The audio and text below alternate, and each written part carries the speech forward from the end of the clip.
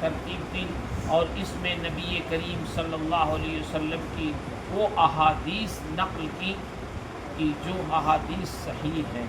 صحیح کی تعریف آپ نے پڑھی ہوگی کہ جو ایسے محدثین سے مروی ہو، ایسے راویوں سے جو عادل ہوں، تام ضبط ہوں، اور جس حدیث کا سلسلہ نبی کریم صلی اللہ علیہ وسلم تک متصل ہو، بیچ میں کوئی انقطاع نہ ہو۔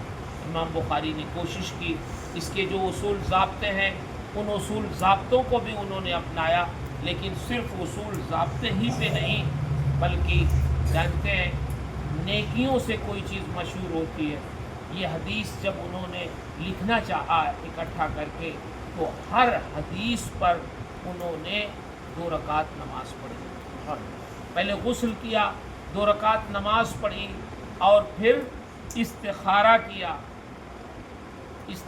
کیا اپنے رب کے حضور کہ اللہ، جو اس کے اصول ضابطے تھے اپنے اسماء الرجال کے حدیث کے، ان اصول ضابطوں کو تو میں نے اپنایا، لیکن یہ انسانوں کے بنائے ہوئے اصول ضابطے ہیں۔ اے اللہ، اب تو ہی غیبی میری مدد فرما دے کہ کیا اس حدیث کو میں اپنی کتاب میں نقل کروں یا نہ کروں۔ تو جب مواجہہ، جب وہ مراقبہ کرتے، تو اس میں جب ان کا دل مطمئن ہوتا، تب اس حدیث کو اس میں لکھا۔ اس کا مطلب یہ ہوا کہ انہوں نے صرف اصول ضابطہ ہی نہیں دیکھا، بلکہ اللہ کا فضل تلاش کیا۔ یہی وجہ ہے کہ ان کی یہ کتاب، امام بخاری کی حدیث کی کتابوں کی کمی نہیں ہے اس روئے زمین پر۔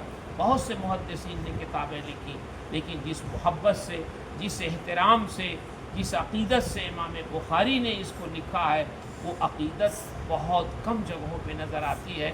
اس لیے اس کتاب کا مقام قرآن مقدس کے بعد اس روئے زمین پہ سب سے زیادہ ہے۔